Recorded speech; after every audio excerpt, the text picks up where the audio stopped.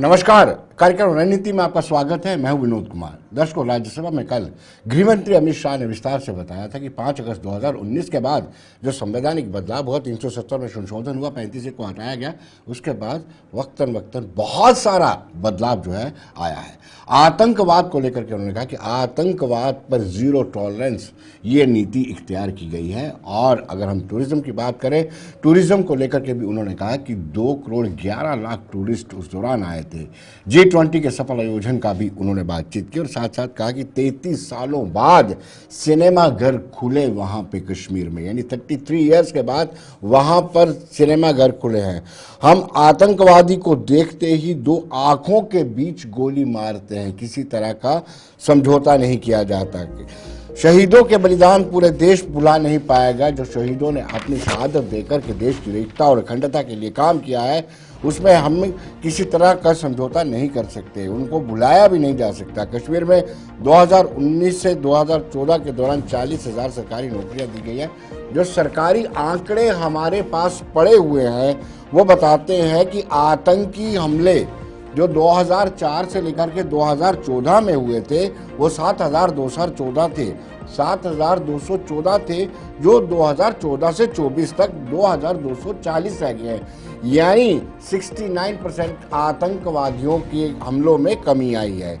सुरक्षा बलों जो बलिदान था उसमें भी कमी आई है। सुरक्षा बलों ने 68% सुरक्षा बलों का बलिदान जो है वो कम हुआ है। सिविलियन किलिंग की बात करें, स्थानीय लोगों की आतंकी हमलों में जब मौत होती थी उसमें भी 81% की गिरावट आई है और स्टोन पेल्टिंग शून्य हो चुका है। जो गृह मंत्रालय के आंकड़े हमारे पास पड़े हुए हैं, इसमें कोई दो राय नहीं है कि रिएक्शन दिया गया। और आज जब सदन की कार्रवाई शुरू हुई जम्मू कश्मीर विधानसभा में, तो कहीं ना कहीं तारिक हमीद करा जो पीसीसी चीफ है, उनका कहना है कि ये जो कहा जा रहा है आतंकवाद खत्म हो चुका है, ये बिल्कुल मिथ बात है। अभी भी आतंकी घटनाएं लगातार निरंतर हो रही हैं। हर जिले में आतंकवाद का समावेश है, आतंकी घटनाएं अभी भी हो रही है। पहले हम बताते हैं कि तारिक हमीद करा जो प्रदेश कांग्रेस कमेटी के हेड हैं, चीफ हैं, उन्होंने गृह मंत्री अमित शाह की इस प्रतिक्रिया पर अप्रिय रिएक्शन दिया है। आइए देखते हैं तारिक हमीद करा क्या कहते हैं। क्या आप मानती हैं इस बात को, जम्मू में जो हालात बने उसके बाद आज तक कौन सा ऐसा इलाका है जहां जम्मू में टेररिज्म नहीं बढ़ा, और कहां पे ऐसे टेररिज्म से हमारे जो जवान हैं या ये जो सिविलियंस है वो नहीं मरे। मेरे ख्याल में ये जो है ये सारा लोगों को बहकाने के वास्ते है, उनको धोखा देने के वास्ते है। अभी तक की गवर्नमेंट ऑफ इंडिया की जो पॉलिसीज यहाँ पे रही हैं वो टोटली फेलियर हैं।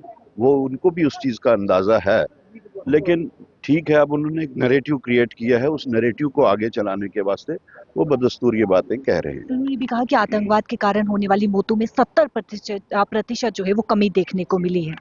नहीं, देखिए, बेसिकली जो आफ्टर एब्रोगेशन ऑफ आर्टिकल 370 उनका कहना था कि टोटली सारा खत्म हो जाएगा। अब वो आज उसको जस्टिफाई कर रहे हैं परसेंटेज कम होने या परसेंटेज बढ़ने से। वो जस्टिफिकेशन नहीं है, वैलिड जस्टिफिकेशन नहीं है। हम तो उनकी उस चीज़ का जवाब दे रहे हैं जो उन्होंने कहा था, यहाँ पे तरक्की होगी, दूध की नदियाँ, शहद की नदियाँ बहेंगी, कोई टेररिज्म नहीं होगा। तो जम्मू जो है वो that is the worst example of their claims. उसके हिसाब से तो कुछ नहीं हुआ। आर्टिकल 370 की आपने बात की, उन्होंने कहा कि निरस्त करने के बाद जो है वो आर्टिकल 370 निरस्त करने के बाद, हटाने के बाद जो है वो एक देश का जो सपना था कि एक संविधान, एक झंडा और एक प्रधानमंत्री, ये सपना जो है वो देश का पूरा। देखिए, जो कुछ उन्होंने किया वो खुद से जानते हैं, वो उन्होंने अनडेमोक्रेटिकली किया और अनकॉन्स्टिट्यूशनली किया। लेकिन जो बाकी उनके उसके साथ में जुड़ी हुई क्लेम्स थी वो तो सब की सब खोखली साबित हुई। ये तो जम्मू के लोग भी आज समझते हैं कि उन लोगों को कितनी मुसीबतें उठाने का सामना करना पड़ रहा है, चाहे वो लैंड को लेके हो, चाहे वो नौकरियों को लेके हो, या चाहे दर्शकों, आपने देखा कि कांग्रेस को जो है बिल्कुल भी डाइजेस्ट नहीं हुआ है। पीसीसी के चीफ कहते हैं कि जो केंद्र सरकार की पॉलिसी हैं वो बिल्कुल मिसलीड कर रही हैं, और जो 5 अगस्त 2019 को हुआ है, जो हम जानते हैं कि 370 में संशोधन हुआ और 35A को हटाया गया है, वो अनकॉन्स्टिट्यूशनली है, अनडेमोक्रेटिकली है। इस वक्त चर्चा हम करेंगे। आदर्श गुप्ता हमारे वरिष्ठ पत्रकार हैं, एडिटर इन चीफ पीर पंचाल, वो हमारे साथ जुड़ चुके हैं, और साथ साथ अभिजीत जसरोटिया, डॉक्टर अभिजीत जसरोटिया प्रवक्ता है भारतीय जनता पार्टी। अभिजीत जी, आपका भी स्वागत है। मोहम्मद मिराइन काजी साहब, आपका भी स्वागत है, जो प्रवक्ता है नेशनल कॉन्फ्रेंस के, और इसके साथ साथ जगदीप सिंह, जो प्रवक्ता है कांग्रेस के, वो भी हमारे साथ जुड़े हैं। शुरुआत मुझे लगता है कि डॉक्टर अभिजीत जसरोटिया से ही करनी पड़ेगी। उन्होंने तारिक हमीद करा को यूँ तो सभी पैनलिस्ट ने सुना है, लेकिन जिस तरीके से उन्होंने कहा कि अनडेमोक्रेटिक और अनकॉन्स्टिट्यूशनल तरीके से 5 अगस्त 2019 को हुआ है, गवर्नमेंट ऑफ इंडिया मिसलीड कर रही है, और जो आर्गुमेंट दे रहे हैं वो वैलिड नहीं है, जस्टिफिकेशन वैलिड नहीं है। जी अभिजीत जी। विनोद जी, बहुत बहुत धन्यवाद आपका, क्योंकि इस डिबेट में वही हैं कांग्रेस की तरफ से जो कल रात को भी थे। खैर, कल रात को इनको काफी चीजों का इल्म हो गया होगा, और जो झूठ कल इन्होंने बोला और किसी न्यूज़पेपर को कोड करके यहाँ पर बता रहे थे कि इतने टेररिज्म रिलेटिंग इतने सेक्रीफाइसेस जो सिक्योरिटी फोर्सेस के वो बढ़ गए हैं।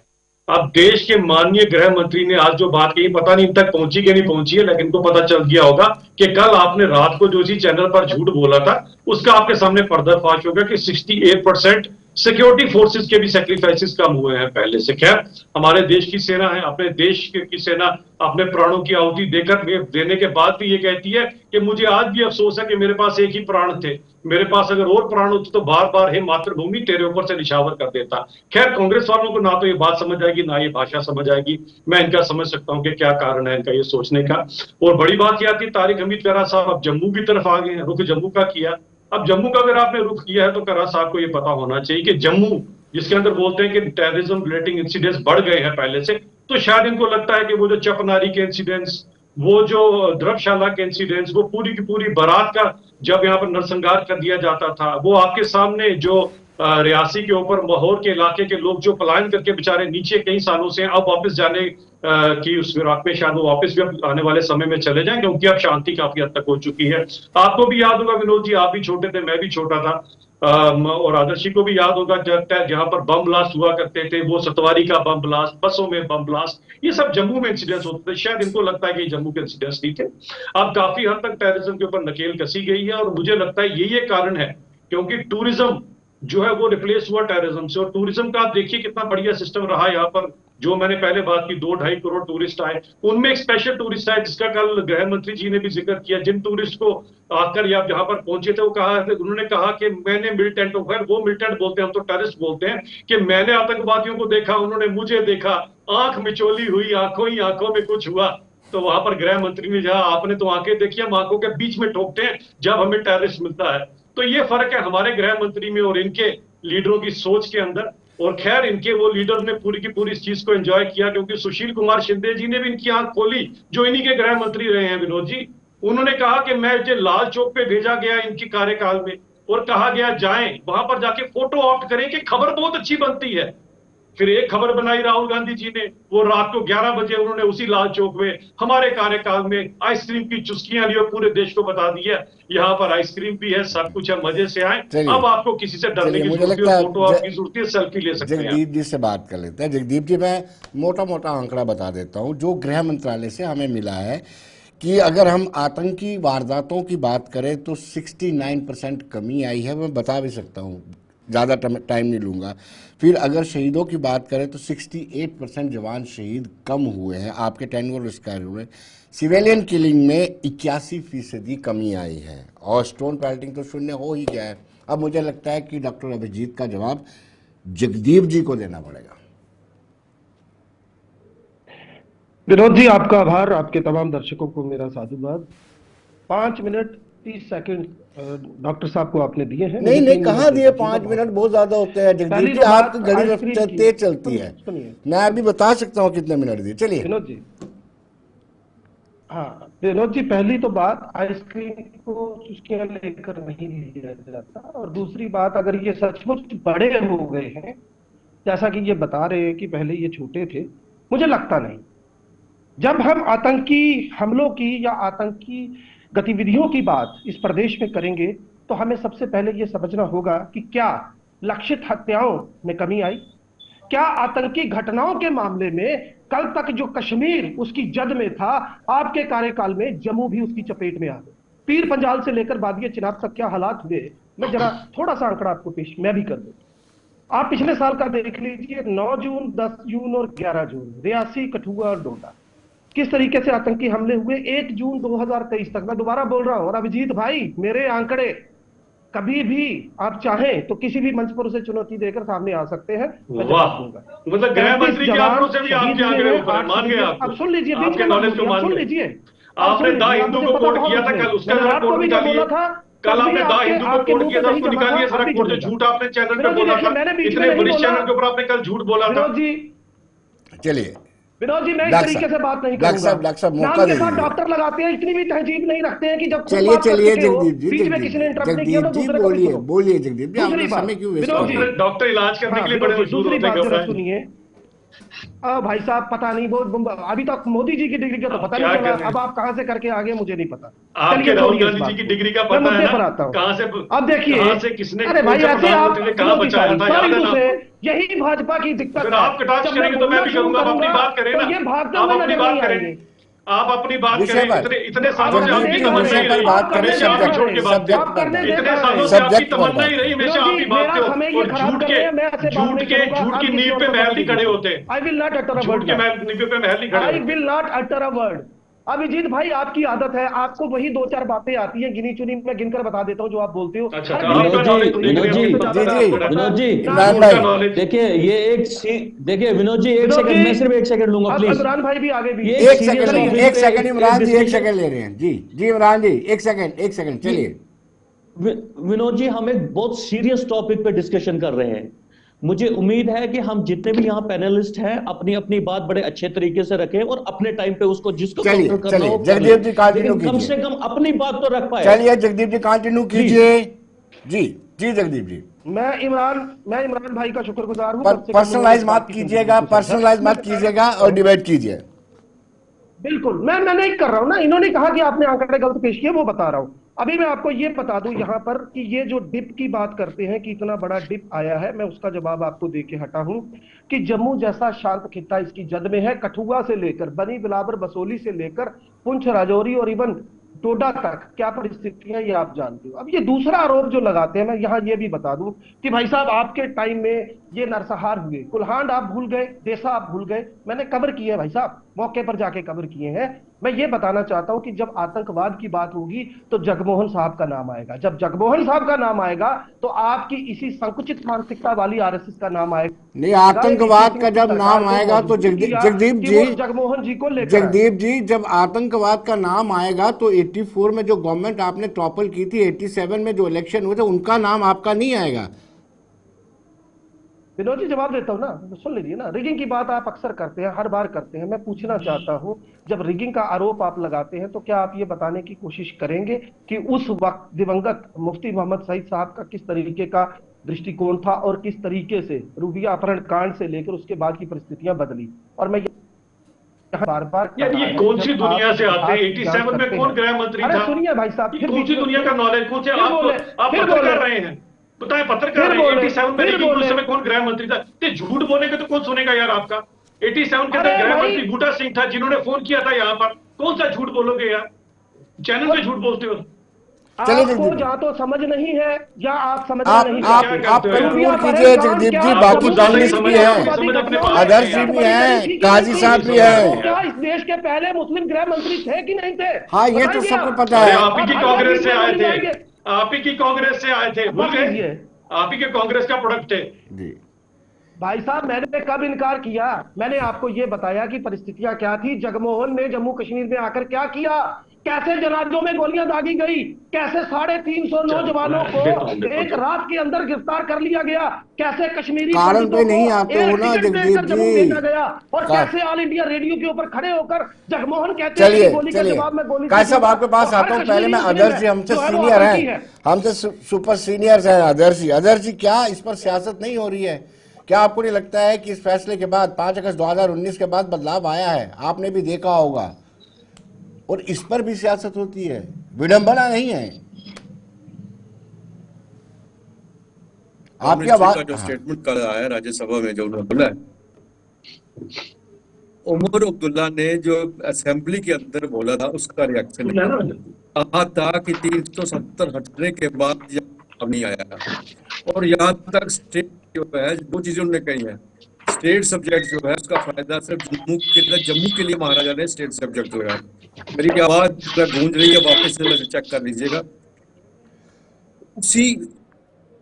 उसी सिलसिले में ये होम मिनिस्ट्री की स्टेटमेंट कल आई है।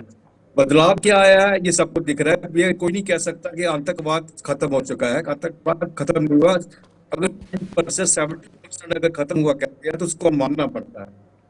जम्मू में पहले भी था, ये नहीं है कि जम्मू में यहाँ आया है, जम्मू में था। जिस तरह से बता रहे हमारे कांग्रेस के प्रवक्ता बता रहे, वो बता रहे था जम्मू में काम हुआ था, उसके बाद जम्मू में काम हुआ था, श्रीनगर में ज्यादा चला गया।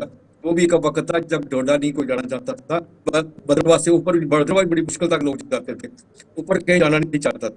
ऐसी तो और उसकी तो बात ही अलग है, इसमें कुछ शक नहीं। जो कुछ आपने बताया, जो आंकड़े आपने बताए हैं यहाँ पे कश्मीर के बारे में, तो वो तो सही है, उसमें गलत कोई नहीं है। लेकिन खत्म हो गया है ये बात मानने के लिए कोई भी तैयार नहीं है। इस बात पे बहस हो सकती है, और ना ही तो होम मिनिस्टर ने कहा कि खत्म हो गया, उन्होंने भी कहा 69 to 70% जो खत्म हो गया। हर चीजों का उन्होंने बताइए, अपने आंकड़े जो बताए उसमें सब कुछ बताया है। पहले इतनी मारे जाते थे, अब इतने पहले जनाजे निकले जाते थे, जनाजे में लोग जाते थे, अब यहाँ मारते हैं, वहीं दफना भी जाते हैं। बातें तो सही हैं, ये गलत नहीं है, इसमें कोई शक नहीं है। लेकिन खत्म होना जम्मू कश्मीर के अंदर आतंकवाद जो है वो इतनी आसानी से नहीं होने वाला है। ये मत सोचो कि एक स्टेटमेंट से जो खत्म हो जाएगा। जब 10 साल से पाकिस्तान एक प्रॉक्सी वार लड़ रहा है जम्मू कश्मीर के अंदर।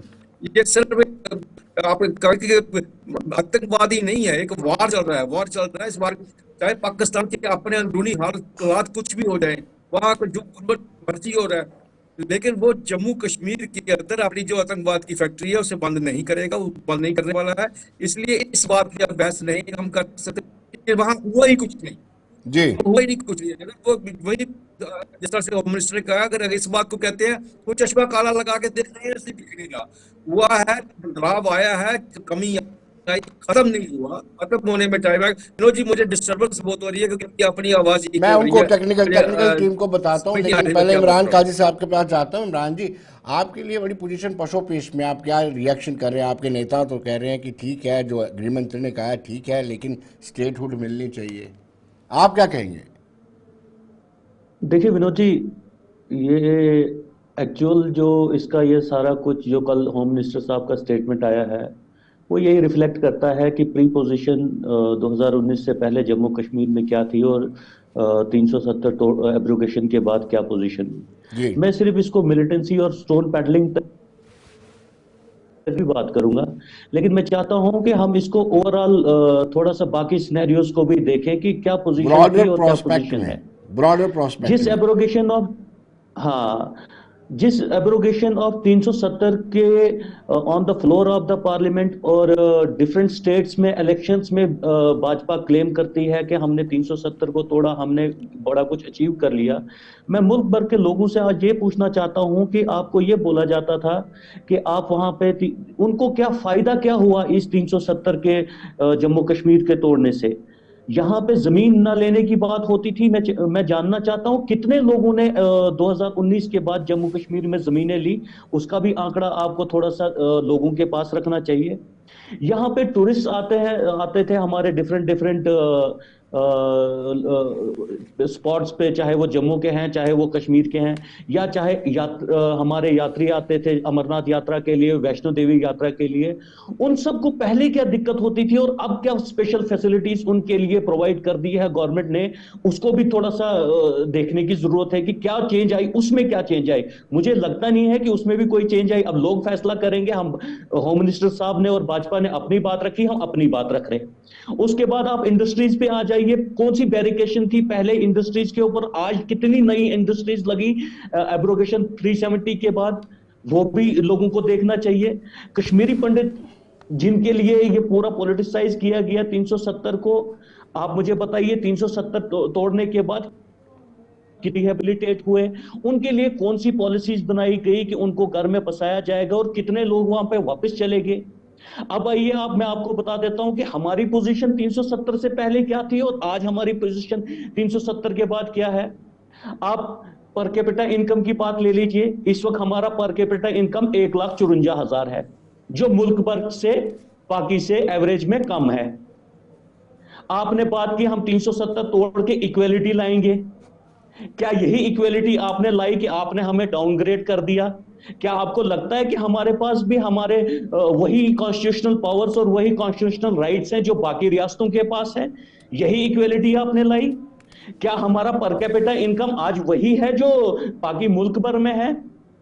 आप देखिए, आप higher education index literacy rate की बात कर दीजिए कि आप प्री पोजीशन में क्या थे और आज आप कितना नीचे आ चुके हैं। आप एम्प्लॉयमेंट की बात कर लीजिए, आप एम्प्लॉयमेंट में इतना अच्छा थे यहां पे, आज आप मुल्क भर में दूसरे नंबर पे आए हैं और वुमेन अनएम्प्लॉयमेंट में आप नंबर 1 पे आ गए हैं। आप ह्यूमन इंडेक्स की बात कीजिए जो आपका सोशो इकोनॉमिकल डेवलपमेंट डिस्क्राइब करता है, उसमें जम्मू कश्मीर बेहतर था बाकी रियासतों से। आज आप देखिए कहां पहुंच आ गए हैं आप। अब आप आइए मिलिटेंसी पे, और आपने यहाँ पे कल होम मिनिस्टर ने हमारे पार्लियामेंट में ऑनरेबल होम मिनिस्टर ने स्टेटमेंट दिया कि यहाँ पे जनाजे नहीं होते हैं अब मिलिटेंट्स के। आप मुझे थोड़ा सा इस स्टेटमेंट के साथ थोड़ा सा मैं डिफर करूंगा। मैं तो ये बोलूंगा कि आपने तो आम इंसानों के जनाजे बंद कर दिए। यहाँ पे आम इंसान को जनाजा निकालने की इजाजत नहीं है। जनाबे आला, मैं आपके माध्यम से मुल्क भर के लोगों को बताना चाहता हूं। परसों की एग्जांपल लीजिए आप। थोड़े दिन पहले मीर वाइस उमर फारूक साहब के फादर इन लॉ की डेथ होती है। Neither he was an militant, ना तो वो किसी सेपरेटिस्ट पार्टी से थे, ना तो वो किसी पॉलिटिकल ऑर्गेनाइजेशन से थे। उनके जनाजे को भी इजाजत नहीं दी गई। आप लोगों को मिसलीड कर रहे हैं। चलिए डॉक्टर साहब से जानना चाहते हैं, लोगों को गलत इंफॉर्मेशन प्रोवाइड कर रहे हैं। आप अगर टॉल क्लेम्स कर रहे हैं कि सब हालात ठीक है। उन्होंने यहाँ भी कहा कि वहां पर हर एक घर पे तिरंगा है, बताया कि 70% आतंकी वारदातों में कमी आई है, लेकिन साथ साथ में ये भी बताना चाहिए कि सब कुछ ठीक ठाक है तो स्टेटहुड का दर्जा क्यों नहीं दिया जा रहा। लेकिन मैं इससे पहले अभिजीत जी जवाब दें, मैं बताना चाहता हूं अपने दर्शकों को कि स्कीना इट्टू ने इस मसले को लेकर के जो गृह मंत्री की स्टेटमेंट आई थी वो पहले मैं सुनाना चाहता हूं, उसके बाद डॉक्टर अभिजीत जसरोटिया इसका जवाब देंगे। सब ठीक है तो स्टेटहुड क्यों नहीं। पहले दिखाते हैं स्कीना इट्टू ने क्या कहा।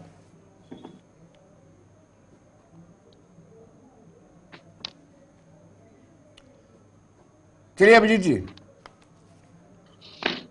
विनोद जी, मैं एक एक करके इमरान साहब का जवाब देना चाहूंगा, और क्योंकि इन्होंने कश्मीरी पंडितों से शुरू किया है तो मैं भी एक शेर से शुरू करूंगा कि आप कहां ढूंढने जाओगे मेरा कातिल, अब कहां ढूंढने जाओगे मेरा कातिल, ऐसा करो कि मेरे कत्ल का इल्जाम मेरे ही सिर पे था।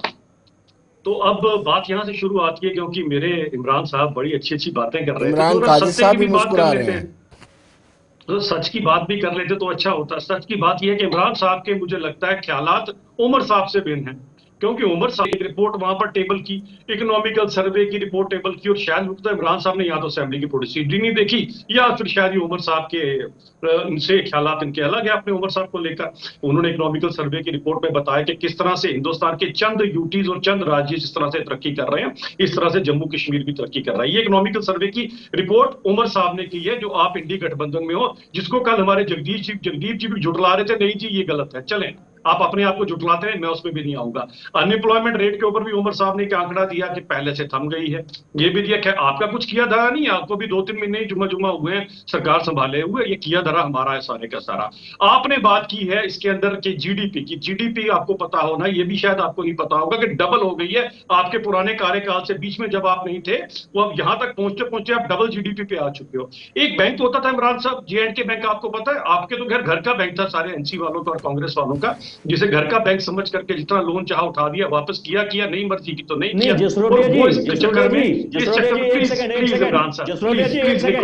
एक सेकंड बात सुनिए, आप मुझे लगता है किसी आप मेरी बातें लिख लीजिए, मैं लिख रहा था। बात सुनिए, देखिए मेरी बात सुनिए, बात करने का आप किसी पर्सनल चौराहे पे बैठे के बात नहीं कर रहे हैं, नेशनल टीवी पे बात कर रहे हैं आप। क्यों महाराज, क्यों आपने J&K बैंक के अंदर क्या आपके लोगों ने नोट छुट्टी बचाई? मैं आपने बता सकता हूँ कितने लोगों का क्या है, हजारों करोड़ का डेफिसिट है J&K बैंक का। क्या बात करते हैं आप? आपके समय पे हजारों करोड़ का J&K बैंक का डेफिसिट है, आपके समय पे आपने दिया है, किसी ने नहीं दिया। J&K बैंक ने किसने लोन दिया, किसको पैसे दिया करते थे, बताएं जरा, कौन बेनिफिशियरी है J&K बैंक के? मुझसे ऐसी बात ना करें, मैं पूरा डाटा दूंगा आपको। ऐसी बात ना करें आप। J&K बैंक को आपने डेफिसिट दिया, तरीका लोगों ने आपके तरीके देखे।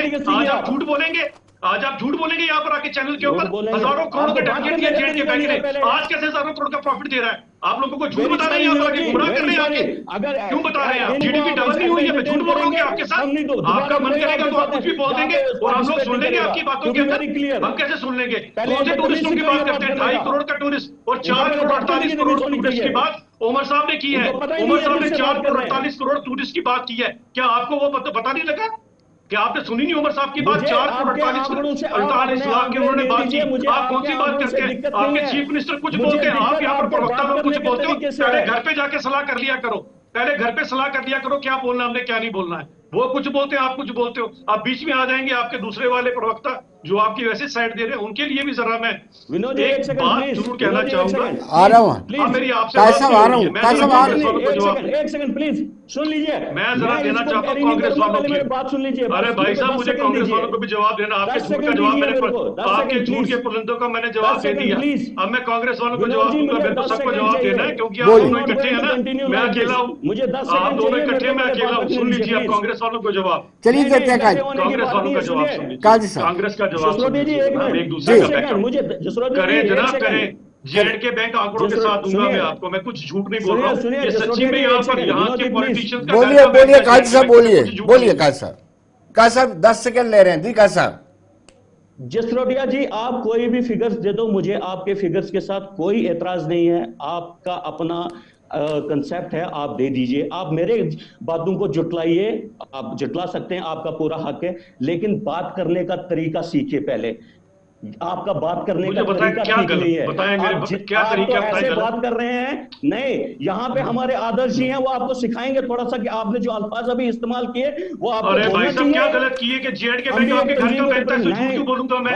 ये झूठ है क्या? आपका ठीक नहीं है। आपके घर का बैंक था, जितने पॉलिटिशियंस आपके घर का बैंक था। डॉक्टर साहब आप कांग्रेस को जवाब दीजिए, काजी साहब का हो गया। इसमें क्या झूठ है? आप कांग्रेस को जवाब दीजिए। अभिजीत जी आप कांग्रेस को जवाब दीजिए, झूठ क्यों बोल रहा हूँ? कांग्रेस को जवाब दीजिए जी, कांग्रेस को जवाब दीजिए, आपका हो गया। अभिजीत जी आप कांग्रेस को रिप्लाई देना चाहते थे, कांग्रेस के प्रवक्ता के बारे में। कांग्रेस के प्रवक्ता ने क्योंकि अपने आंकड़े पेश किए कल और आज, इन्होंने मुझे अभी तक नहीं दिया, और जब ये ज्यादा बोलते हैं मैं इसलिए कहना चाहता हूं, इनके लिए जो शेयर लिखा था वो तो मुझे पढ़ने नहीं दिया। तो जगदीप जी आपको जरा मैं बताना चाहता हूं कि तुम्हें हमारी भी सुननी होगी, सिर्फ तुम्हारी नहीं चलेगी दोस्त। हमें दुश्मनी मंजूर है पर गद्दारी नहीं चलेगी दोस्त। तो देश के साथ गद्दारी की बात ना करें। आप जिस चले जगदीप जी, जगदीप जी आप दोनों थे। जगदीप जी क्या ये आंकड़े आपको फेक लगते हैं? इमरान साहब ने कहा फोन करें, आपके बूटा सिंह जी ने फोन किया, गृह मंत्री 87 में बूटा सिंह थे, उसके बाद रिगिंग हुई थी। चलिए इसीलिए आप दोनों को इकट्ठे। चलिए जगदीप जी आपको आंकड़ों में क्या कोई हेर फेर लगता है? जो फिगर्स मैंने आपको दिए हैं, बदलाव तो हुआ, कुछ मानना तो पड़ेगा आपको।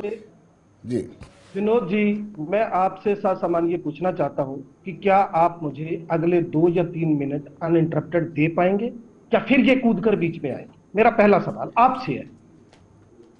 और अगर आप मुझे ये देते हैं तो बराए मेहरबानी अब जरा सुनिए। दिक्कत क्या है भक्तजनों की कि जब से एलन मस्क साहब ने ग्रॉक 3 लॉन्च किया है, जब ये अभी बड़ी बड़ी हाँक रहे थे, तो मैंने ग्रॉक पे जाके डाला कि क्या मिलिटेंसी जम्मू कश्मीर में कब अब हुई है 2019 के बाद। तो सुनिए answer, no militancy did not stop in Jammu and Kashmir after the abrogation of article 370। आगे वो क्या लिखता है, आप सुनकर जनाब हैरान हो जाएंगे। Between 2021 to 2023 51 security personnel were killed in Jammu and in 2024 alone, 2024 अकेले में 11 terrorist incidents resulted 28 deaths by July in Jammu.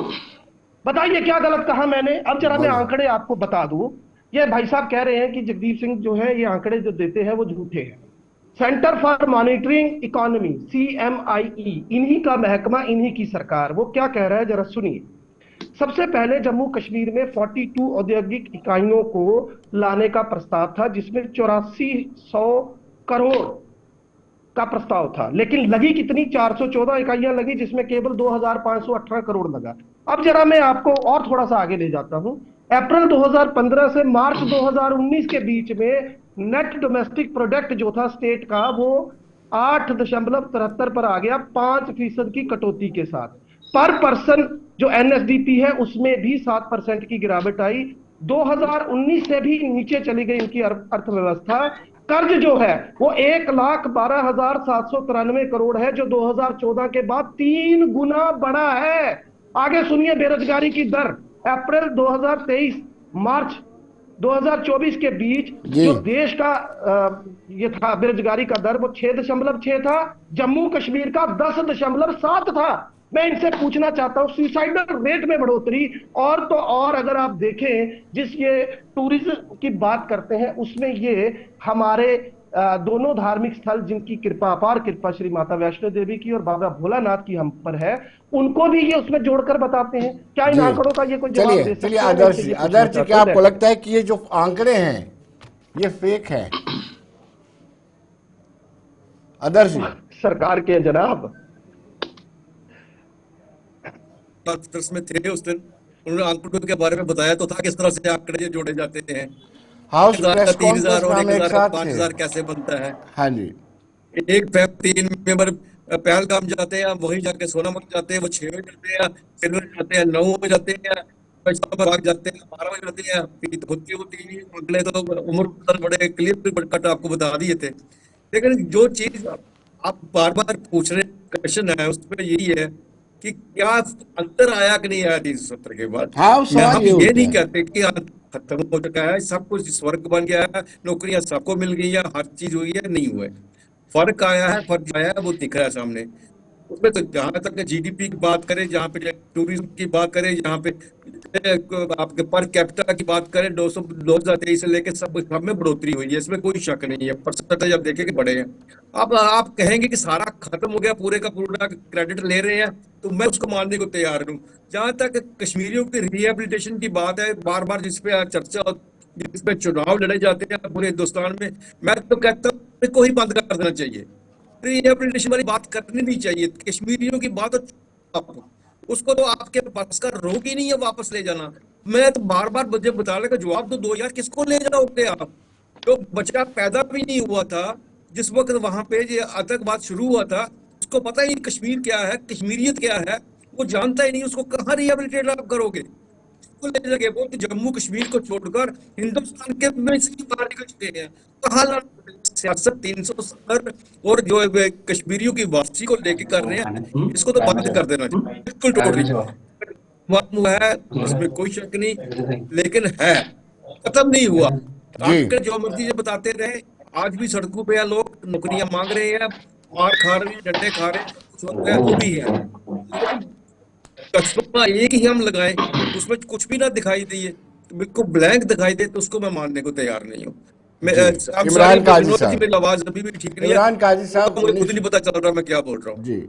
1996 से 2002, 2008 से 2014 इस टेन्योर में आपने कश्मीरी विस्थापित पंडितों की वापसी को लेकर क्या किया? और दूसरा, कश्मीरियों के पलायन के लिए आपको जिम्मेदार भी ठहराया जाता है और आप ये तवक्को रखें कि भारतीय जनता पार्टी की अगुवाई वाली एनडीए सरकार दिल्ली में वो इस तरह का कोई कदम उठाए कि कश्मीरी पंडित वापस जा सकते हैं, ये कैसे संभव है?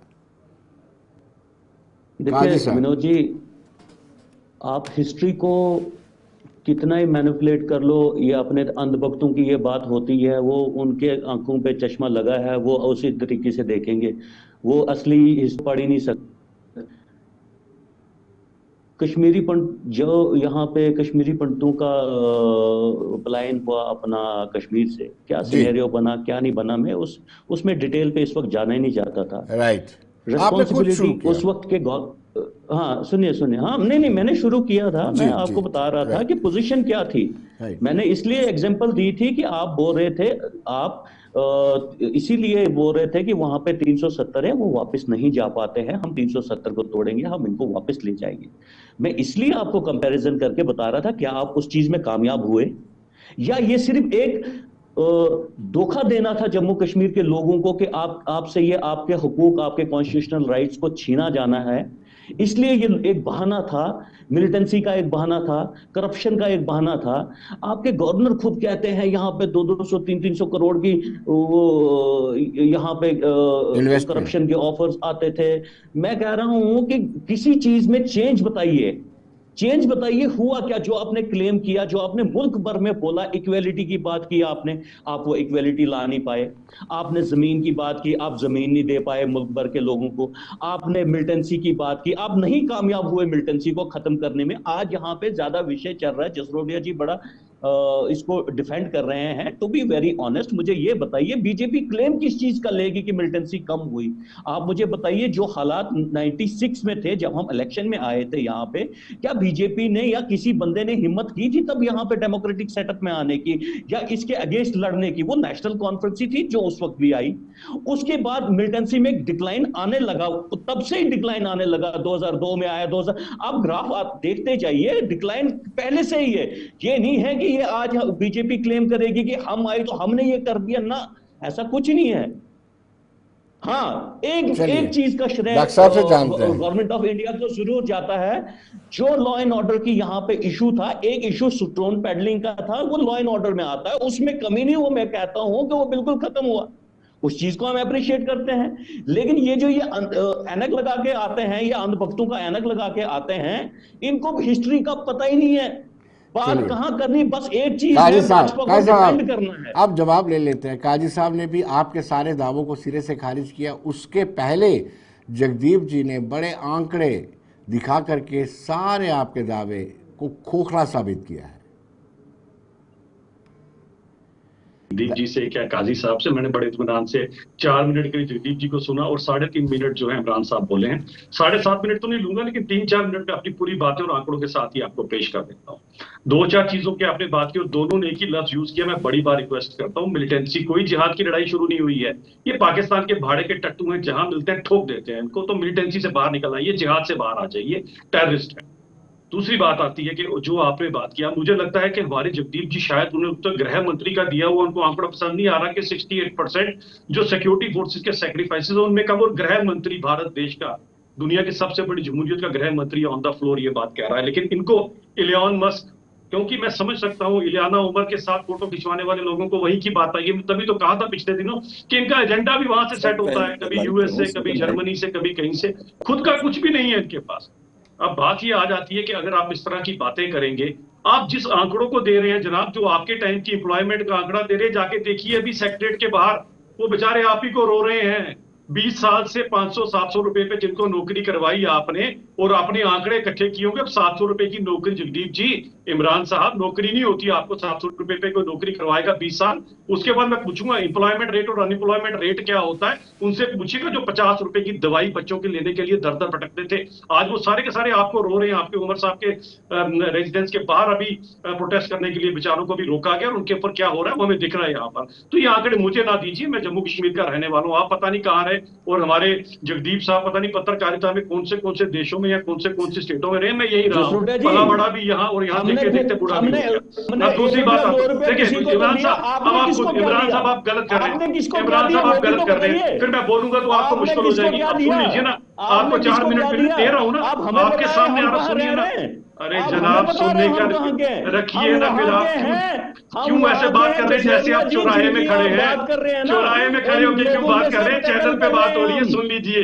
आगे चौराहे पे आगे ना, इसीलिए मैं कहता हूँ चौराहे पे बात रहिया करे।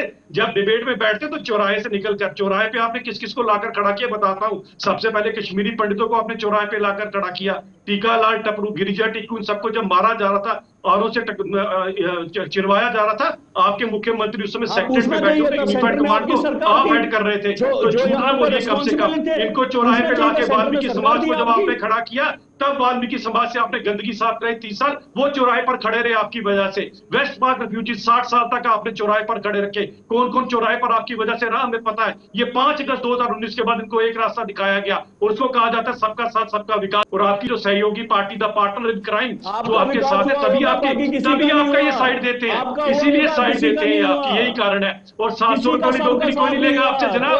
42,000 नौकरियां दी है, 42,000 नौकरियां, पूरी नौकरी दी, जिसके अंदर खुद का भी पेट पले और परिवार का भी पेट पले। अब आप चौराहे पे खड़े होकर चीखते रहे, अब लोग समझ जाएंगे कौन चौराहे पर था और कौन इनको एक रास्ते पर लेकर आया है। अब आप चीखते रहे चौराहे पर खड़े होके, आप चौराहे पर खड़े होकर चीखते रहे, अब लोगों को पता लग गया एक रास्ता किसने दिखाया और चौराहे पर किसने रखा था। आदर्श जी, आप मुझे बताइए कि क्यों इतनी सियासत हो रही है इस पर? जो कल फिगर्स आई हैं उसको लेकर के इतनी राजनीति क्यों हो रही है? आदर्श जी मुझे लगता है संपर्क कट गया। जगदीप जी, आपको क्या लगता है कि वाकई में ये जो फिगर है बिल्कुल ही गलत है? जगदीप जी, आई एम ऑडिबल? मुझे लगता है जगदीप जी का भी संपर्क टूट गया है और काजी साहब, इमरान काजी साहब आपको सुनेगा जी। विनोद जी देखिए, जसरोटिया जी ने तो बड़ा बोला कि आपने उनको इतने 100 पे रोजगार दिया, इतने 100 पे रोजगार दिया जी। हमारी नीयत तो थी रोजगार देने की, हमने दिया। विनोद जी, भाई साहब ऐसी नीयत अपने पास रखें, अपनी नीयत अपने पास रखें, उनसे पूछिए नीयत। वो नीयत के करने बेचारे यहाँ बैठे हैं। आए जम्मू में दिखाता हूँ अभी आपको बेचारे क्या कर रहे हैं। जसरोटिया जी सुन लीजिए, आपने किसको दिया ये तो बता दो। आपने 1 रुपया किसी को दिया? किसी को नौकरी दी? 42,000 नौकरियां आप लोगों के साथ, आपके उमर साहब ने भी बताया, उस 42,000 नौकरियां बताई। कल गृह मंत्री जी ने भी 42,000 नौकरियां बताई। ये पता नहीं कौन सी दुनिया में रहते हैं इमरान साहब। सुन लीजिए, आप बड़े ये यार, मुझे समझ नहीं आता है कौन सी दुनिया में रहते हैं, कहाँ रहते हैं। जसरोटिया जी तरीका सीखिए बात करने का पहले। कौन सी दुनिया भाई साहब झूठ बोलने के लिए तो कहाँ रहते हैं बताए ना। अगर आपको पता ही नहीं है कि गृह मंत्री क्या बोल रहे हैं, अगर आपको पता नहीं आपके उमर साहब क्या बोल रहे हैं, तो फिर कहाँ रहते हैं मुझे बताए ना प्लीज। फिर बताएं कौन सी दुनिया में। चलिए काजी साहब समय इजाजत नहीं दे रहा है। काजी साहब बहुत बहुत शुक्रिया, और डॉक्टर साहब आपका भी बहुत बहुत शुक्रिया। जगदीप जी आपका भी बहुत बहुत शुक्रिया। आदर्श जी आपका भी बहुत बहुत शुक्रिया। दर्शकों बने रहिए देश दुनिया की खबरों के लिए और मुझे दीजिए इजाजत। नमस्कार।